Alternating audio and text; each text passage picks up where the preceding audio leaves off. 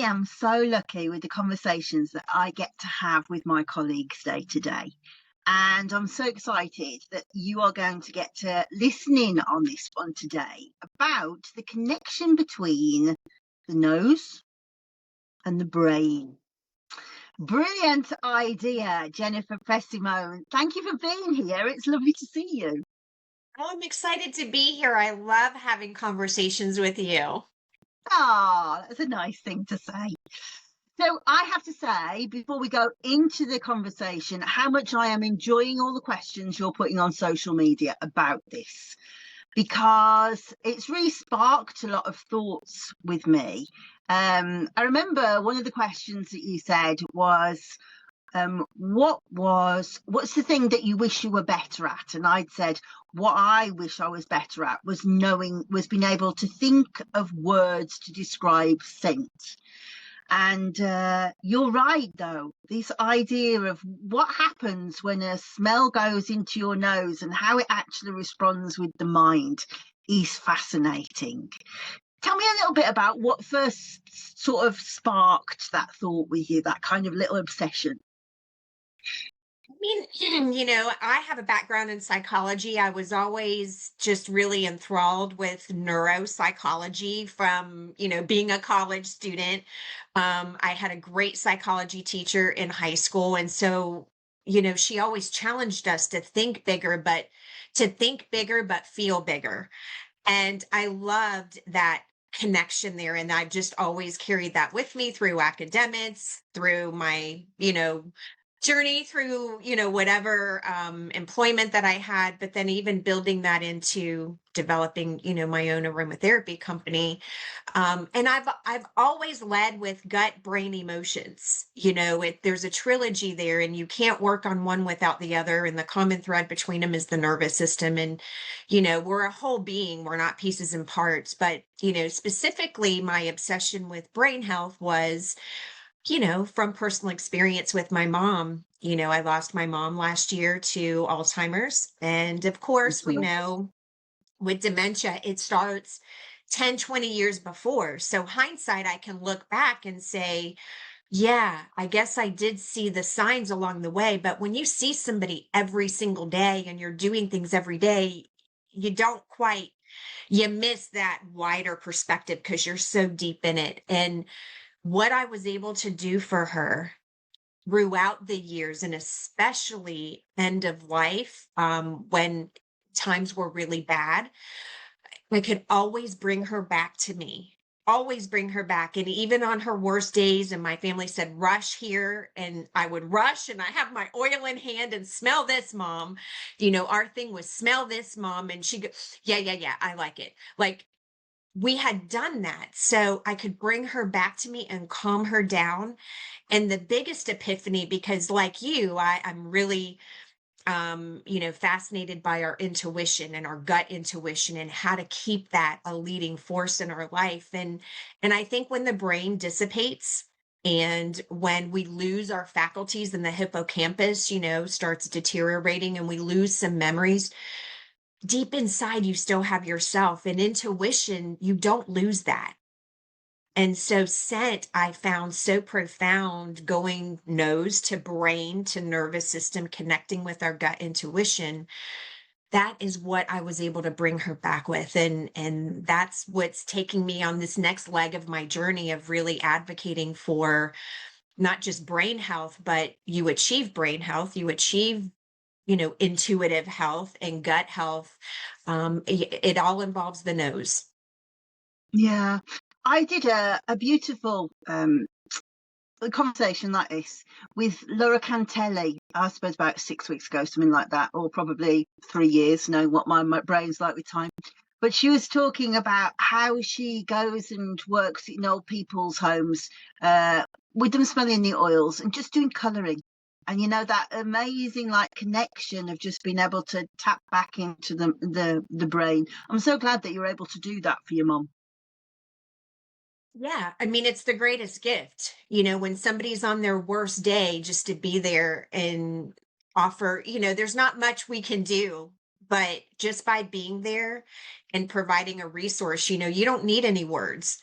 You don't need anything just to smell a scent. And you were talking about, sometimes just bringing words to top of mind. And that's why the questions I'm asking are so profound. Is scent, you don't need words, because scent will give you the words, whether you articulate them through the feeling or you articulate them verbally or energetically. Scent is the language, and it's a language where you exist in pureness and wholeness, where you can just tap into those inner depths and bring that forward. And it is the biggest gift and the blessing. When I look back, any journey you go through, any dramas and traumas you go through is going to affect you. But I can look back and see through all of the sadness and, the shock and, everything that the grief and despair and anguish that goes with it, and just know what a blessing that I was able to help her through that time. And not just my mom, I've been able to do it with other, clients, as well. And one of my biggest mottos is, may you never know the disease you prevent. And while I do work a lot on reactionary health, I do try to advocate for preventative as well, because if we start to see the decline, if we start to see something, grab it then. Don't wait till it gets so bad. We need to grab it then. And scent is going to help you pull that back into balance quickly.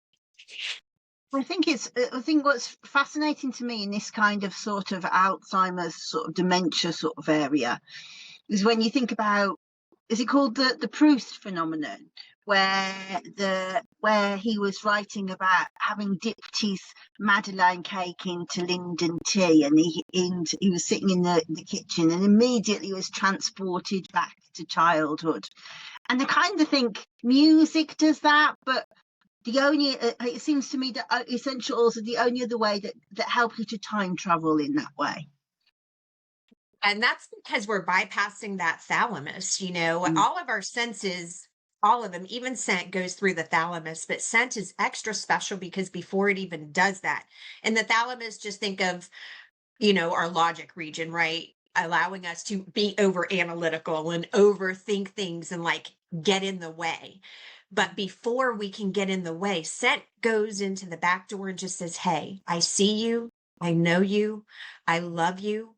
I'm here to help you. I'm not going to let you lie to yourself. So I'm going to be brutally honest, but I'm going to do it with so much love and compassion and unconditional kindness, so that we can gently take a step. So when we do time travel, and doing the intuitive mapping that I do with the scent, it's so important because we do revisit mile markers in life. And for some people, and I recently did one with a client that was a very traumatic experience, that stepped forward, and at the end she goes, I cannot believe I've never shared that with anybody, and I can't believe that I just shared it, but I can't believe I don't feel more animosity towards that. Like, I feel peace. Like, in talking to you about this tragedy that happened to me and as a child, there's a sense of peace. And I'm like, that's the oils. That's the power of the oils. It's going to hold your hand in doing that. I was talking about that in the video that I did about the effects of violet on the etheric bodies, because I think that violet is absolutely fantastic in those situations where you have like a traumatic memory to bring forward. But I think what's really fascinating about that is that when you remember something, you're not actually remembering the event, you're remembering the last time that you remembered it. And so to be able to kind of bring soft fragrance in, kind fragrances that make you feel, remember safe times. The next time that you remember it, you remember being in a safe space. And I think that is a really extraordinary piece of therapy that gets completely lost in training. Yeah. Yeah, it really does. And Violet, I love that exactly for the same reasons. And it's also for that hidden, right? So I think it's a survival mechanism and a coping mechanism to hide that. We bury it, right? And then it becomes the emotional residue that's running in the background. And so it's interesting that you brought up Violet, because I just made a blend and that had violet in there. And I don't always use violet, but it's so good when there's hiddenness or a protective hiddenness. I've hid it away to protect me. I don't want to revisit it because if I do it, I'm going to become weak. People think it means I'm weak. I'm not strong. And it's actually the opposite. Yeah, for sure. I mean, the strength that it takes to be able to live and put shutters around things and exist day to day by like keeping those walls up is incredibly strong, I think. Yeah, violet leaf is one of my mum's favourite oils. She always worked with violet leaf a lot. And before violet leaf, she used to work with an oil called violet resinoid, which really, really smelt really strongly of violets. And so we'd have that in lots and lots of our products. It was a proper oil, but they don't make it anymore. And it feels like a real loss because the violet leaf, of course, has a more green fragrance, doesn't it? And it really speaks to like being hidden underneath the grass and burying things. But the violet resinoid was a lot sunnier. It's a loss that they don't make that anymore. Yeah. Oh, wow. Yeah, I bet that's so beautiful. Yeah, really, really lovely.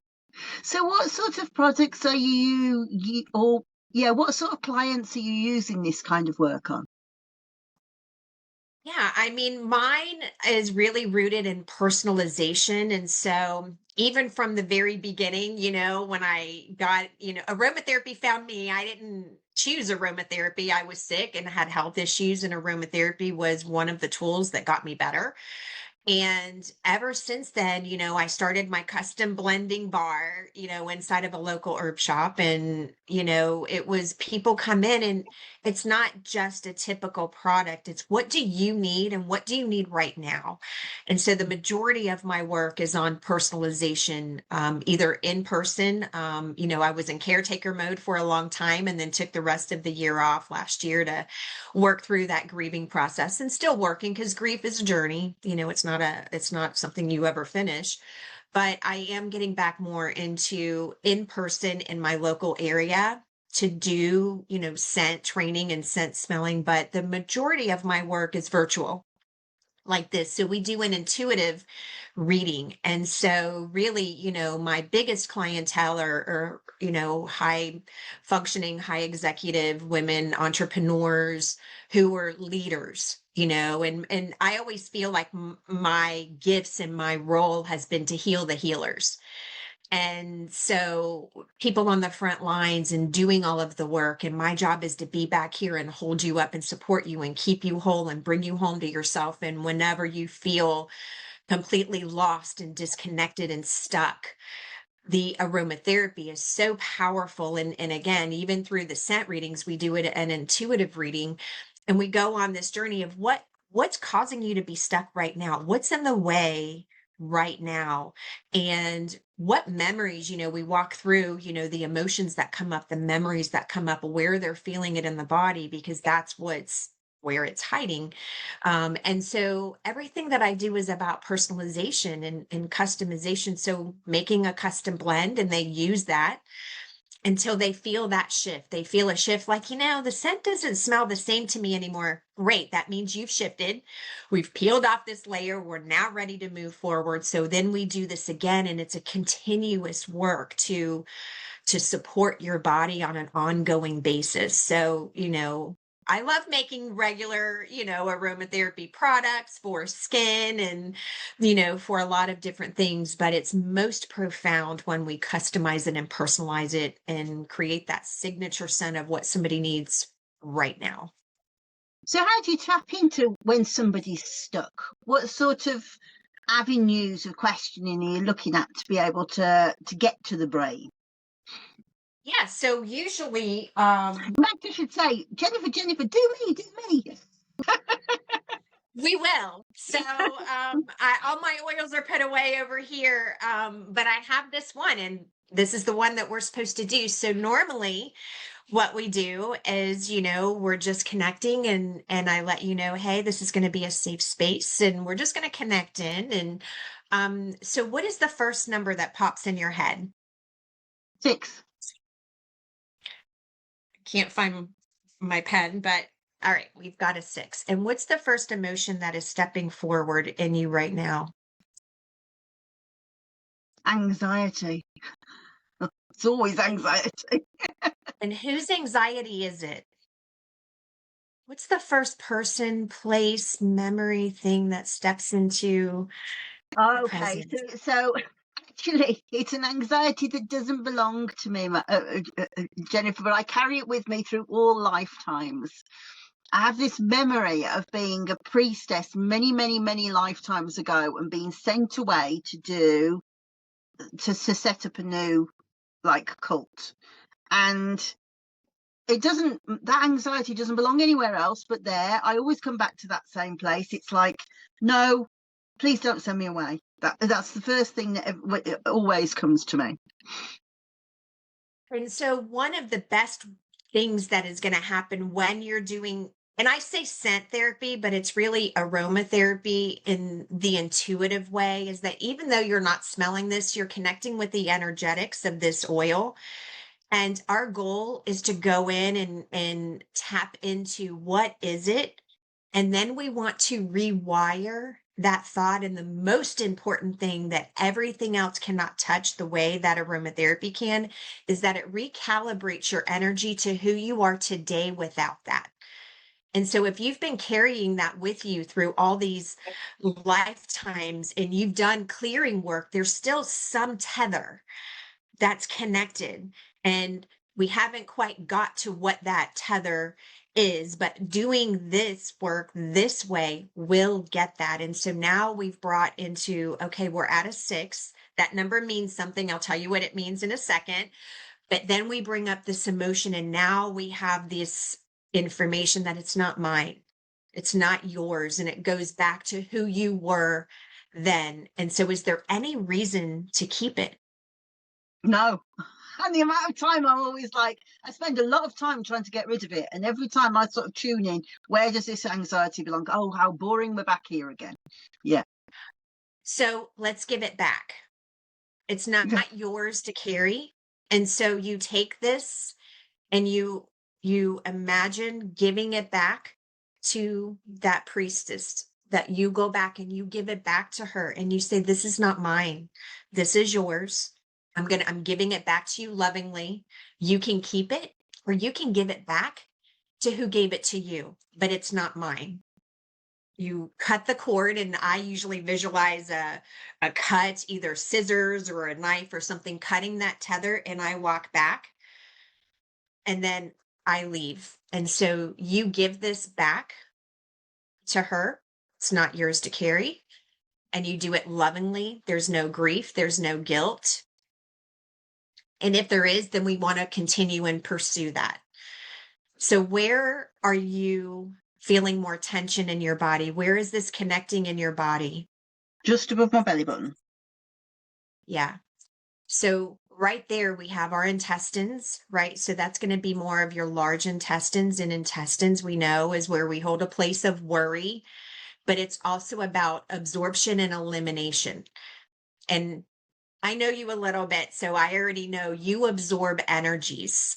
And so it's going to be very important, because if that anxiety is what has been running in your background, if that's your background noise, the emotional residue that's just vibrating in the background, that's what you're going to be attracting. And so any challenges and obstacles that come up in life, oh, they're coming up because that is resonating with my background noise. And this is why aromatherapy is so important in doing it in this method, because the method I'm walking you through actually follows how scent enters into the limbic system and gets processed through the limbic system. We smell it, we identify it in the olfactory bulb, getting to the amygdala, right? The emotional center. But are we leading with fear or courage? And then going to the hippocampus where we have these memories, and then your hypothalamus is that nervous system activation. Where are we feeling it in the body? Where is this discordance starting, and what intersection is that? And so we know belly button is about nutrients, it's about nourishment. We know intestines is about absorbing and wringing out the nutrients from our food and taking out the trash, taking out the waste. And so there's a discordance there. And so we see that intersection of bringing in good, releasing bad. The good can only come in if we're releasing the bad. And so in the work that you do, and anytime you feel, oh, I've taken on something, and even if you want to get to the point where you're never taking on things. So, before I do work, I'm grounding myself, I'm centering myself beforehand, but I'm also clearing, and then I'm also doing it afterwards. And one of my favorite oils and teas to do that is Yarrow. So grabbing Yarrow tea, just to clear any negativity, but to keep you ground So perfect. happen to have concealed about my person.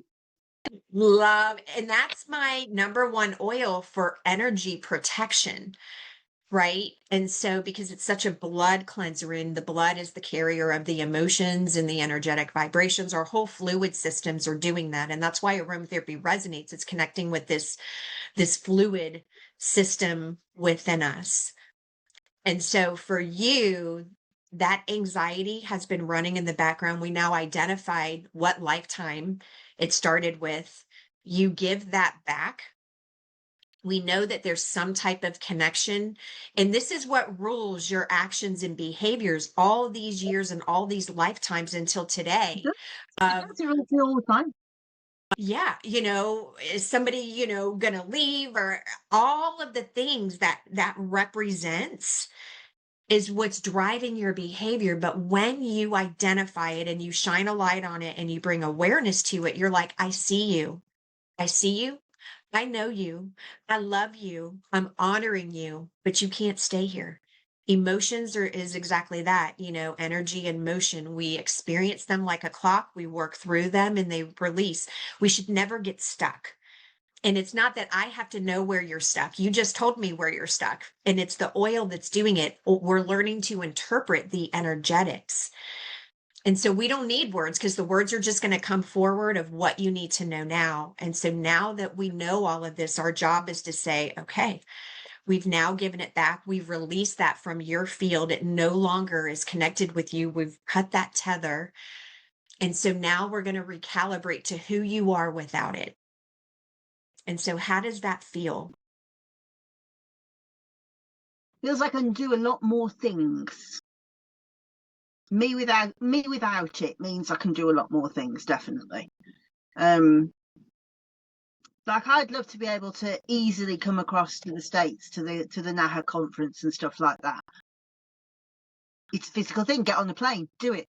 But it's really visceral for me to be like, a good 6 weeks before, the panic overwhelms me. So yeah, and I do have this like very clear memory of being very, very young, it's back to ancient Greece. They got married at 13, tiny girl, and just being sent off. And that is immediately what I feel straight away. Like, I just feel like I'm 13 and I can't do it. Yeah. So then this oil is going to be your anchor oil. Anytime that comes up, and when I talk about, okay, we have to rewire, we're now rewiring because we're bringing awareness. When you bring awareness, things can't hide. You're taking it from the background noise, bringing it up. And now we say, I see you. I recognize you. You can't stay here. We say the same things. I love you. I know you. I honor you. You cannot stay here. And we use this as our anchor oil during this time to recalibrate you to who you are without it. Because just a few minutes ago, you said, I can do more. Let's stay there. Okay, when this memory comes up, whether it's in your current life, it's in your past life of like, oh, okay, that's coming back up. Let's anchor it in and go, no, I can do more things. And so when I make your custom blend, that means this oil is going to go in your blend, because that's part of your recalibration. And that's why you use the blend until it doesn't smell the same. Or when you smell it, most people go, it smells so good and I love it. But when that doesn't happen, then it's time. You've shifted. And now we need to recalibrate you to who you are. It's just like, that's what recalibration is, always recalibrating to who you are today, because we're different today than who we were yesterday.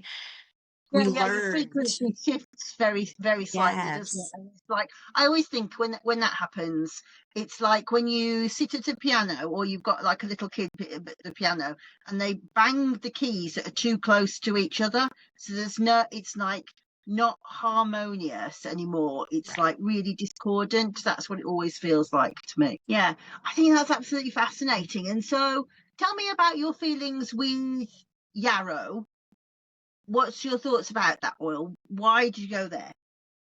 I love Yarrow. And when I first started, I've had some of the most amazing mentors and just supporters in my whole career. And I think that's because, when you just want to help people and I just want people to feel loved and seen and valued and heard. And I think leading with that, you just attract that. And so I remember one of my mentors, she actually was the naturopathic doctor who saved my life when I was really sick and how I got into it with Crohn's and doctors gave me 6 months to live. She goes, let's see, she goes, I love a challenge. Let's see if we can change that. And she did blood chemistry. She read my blood work and said, oh, okay, these things aren't working. Let's do this.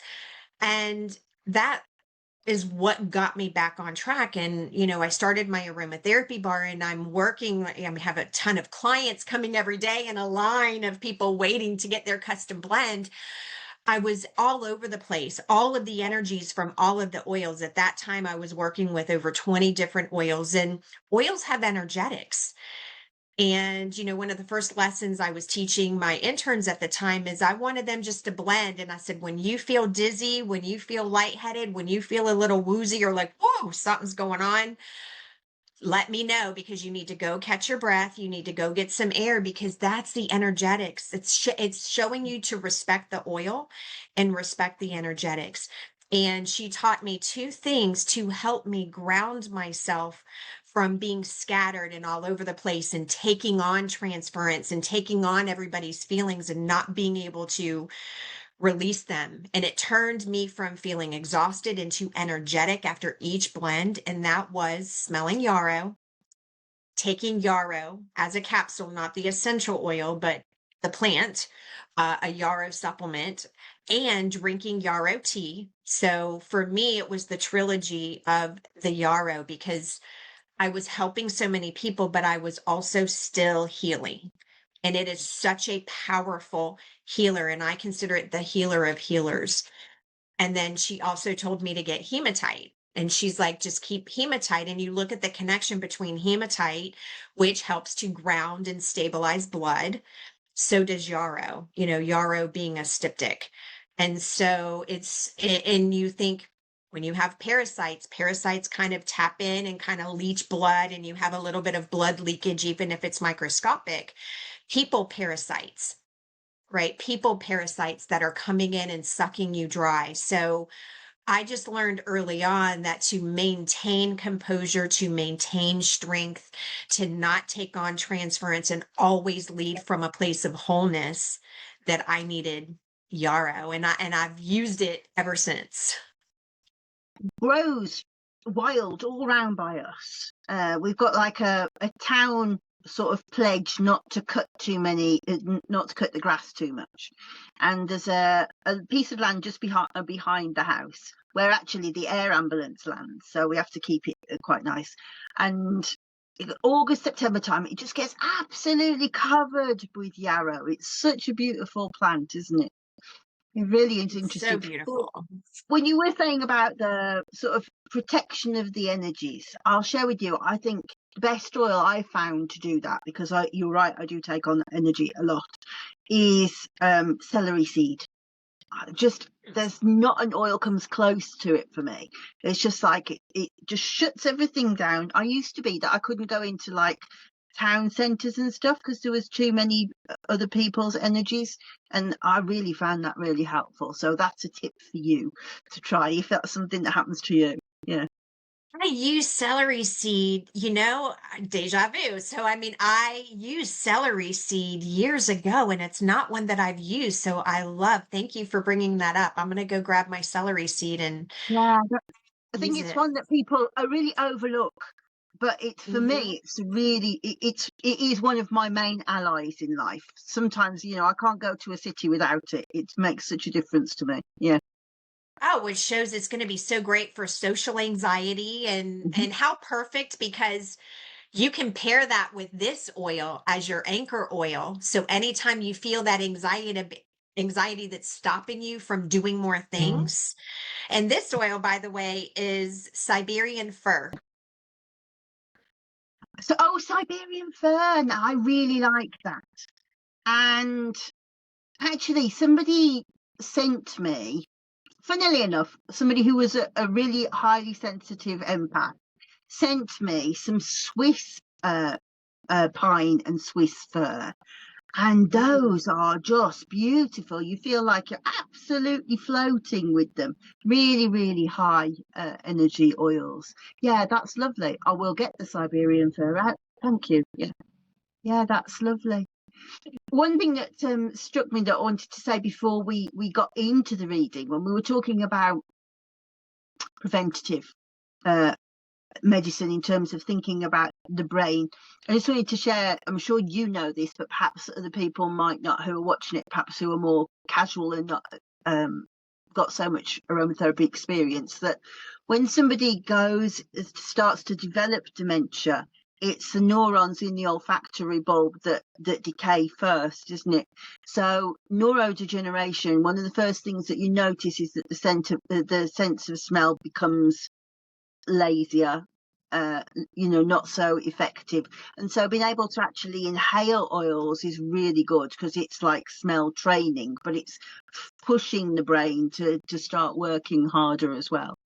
And I think the other thing that's really interesting is how the brain, how mood changes based on smell. And that's obvious when you're talking about aromatherapy, but also like people who have schizophrenia or very dark depression tend to feel like they're surrounded by horrible smells all of the time, don't they? You know, it's like there's a dark malaise comes around them in terms of scent. So being able to use pretty smells sounds so basic, doesn't it? It sounds like it's some kind of joke, but it does make a difference. It really shifts the mood out of that despair where it stinks, oddly. That's very strange to me. Yeah. And I love that we're seeing more science to, we know this. We can go back into ancient history and we can see, yes, we know all of this, but, we bring that into modern science and now we're still backing that up. And now olfaction training is starting to become here in the States. It's not strongly, but it's starting to gain traction of, oh, okay. So, I've been speaking at a few different summits and conferences with neurologists and neuroscientists, and they're like, wow, we use scent as an indicator of Hmm. where somebody is, but we never thought to do scent therapy or olfaction exercises. And I recently was teaching a class at a university, and that was kind of the premise, is we talked about smell brain connection, but it was about olfactory exercises. If we get up and we brush our teeth every day, we should be smelling intentionally every day. Yes, people put on their perfumes, which is probably a topic for another day, because a lot of the perfumes have so much chemicals and they're affecting in a negative way. But when you're doing pure essential oils and pure holistic aromatherapy, there's therapy to that. And so it should become a part of our daily exercises, because that is how you exercise the brain. It's how you exercise your nervous system. It's how you exercise your mood. Because when people are reactive, it's because they've not been exercised to handle the stress that triggered this response. And so when you're smelling that, that's why it's the quickest way, the fastest way, to not only strengthen all of these processes, but to shift mood, shift mindset, shift your beliefs into, even if it's by 1%, moving you from a fear state to a courage. I'm scared, but I'm going to do it anyway, means that, we're just moving the needle a little bit, and people need to know how important it is to include scent into their daily lives. I think it's such a powerful thing that people don't realize, that you can switch on your parasympathetic nervous system just by smelling an essential oil. You can increase your estrogen by smelling an essential oil. And it seems bizarre to me that we don't learn these things, but we don't, and it's very, very, very strange to me. And that's why you have to seek out that information. You know, when I was really sick, I only knew you do what the doctor says, and the doctors can only tell you based on what they know. And when that didn't work anymore, I had to go back and pull out, all of my anatomy and physiology books, all of my biology books and chemistry books and psychology books, and learn what's broken in me. If I'm going to die, what is broken in me that's going to cause me to do that? Because, I was fine. And then I took an antibiotic, and that gave me antibiotic poisoning, and that changed my whole molecular structure and biochemistry in my body. So what was the catalyst that did that? And why was my body in a state to allow that to happen? That was my mindset, even being sick. And, the naturopathic doctor that helped me, she just happened to be a rocket scientist at NASA also. And so she's like, oh my gosh, you're speaking my language. And I learned, okay, through all of the diagnoses and all of the things that were wrong with me, it came down to malabsorption in the gut. My gut was not absorbing and couldn't take out the trash, right? I couldn't have the good come in and the bad go out. So let's fix that.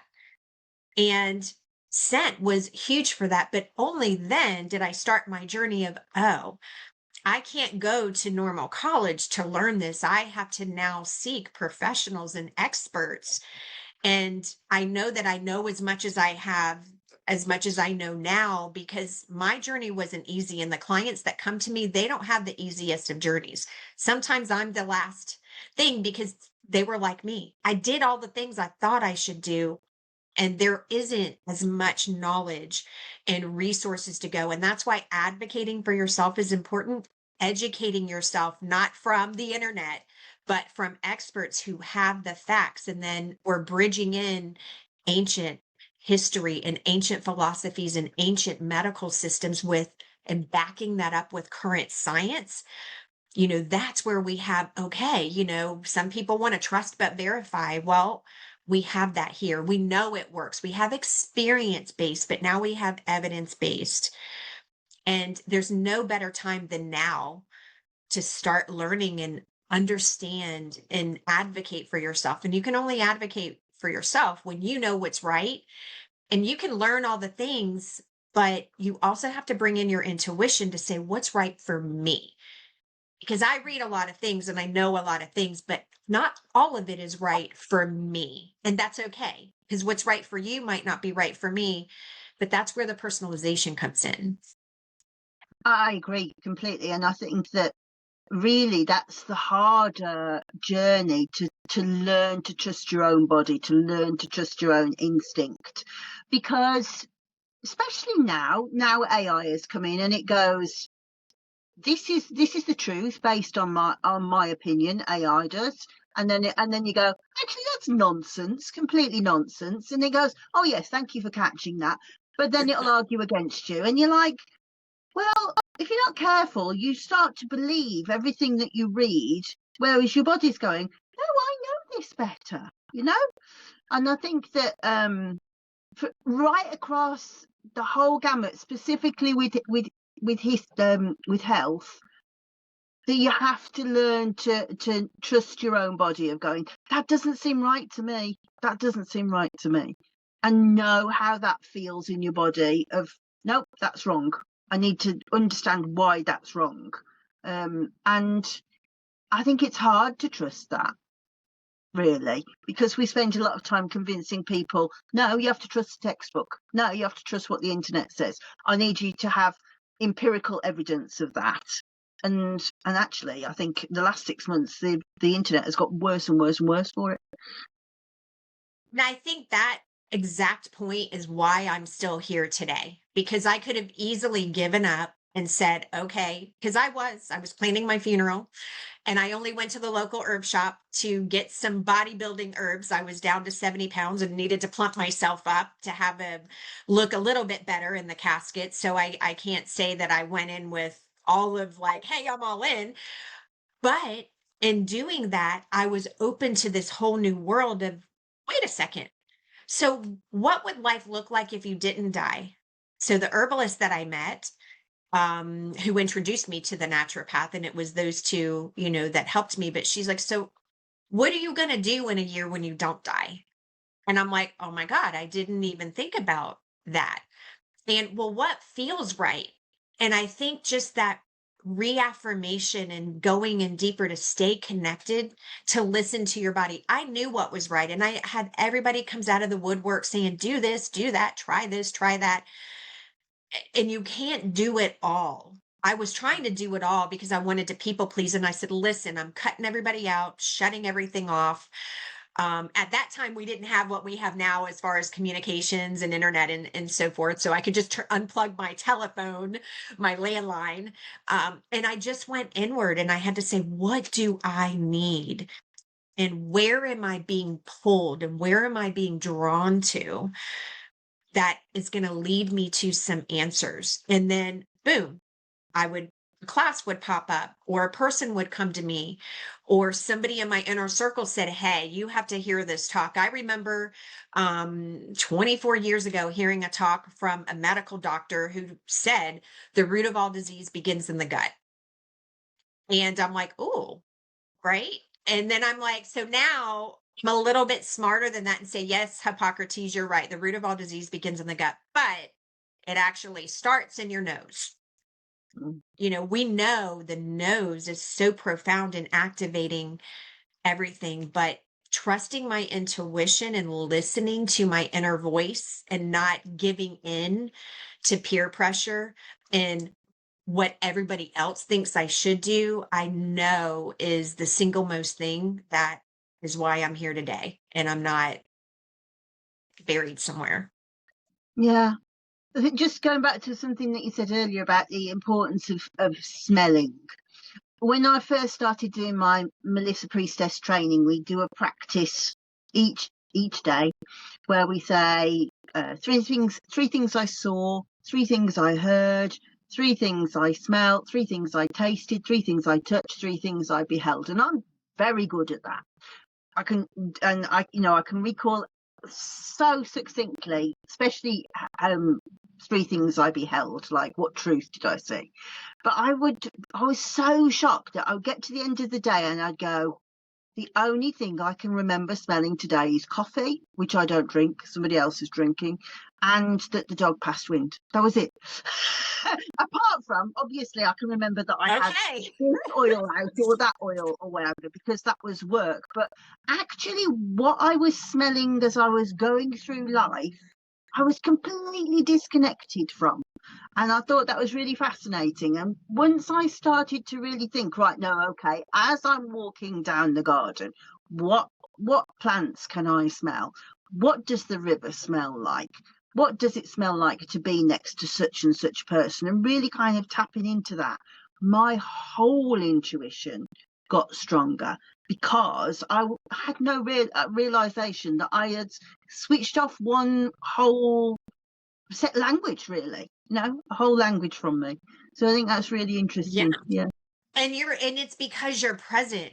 We operate in automation so much, right? We just automatically do things, habit, or like, okay, I went out here and you're not cognizant, you're not aware, and you're not present in this moment because we're thinking about this or that or what happened yesterday or what's going to happen tomorrow. And we're pulled. And that's why taking time, and that's why meditation is important, or even quiet time and prayer time, is that you be still.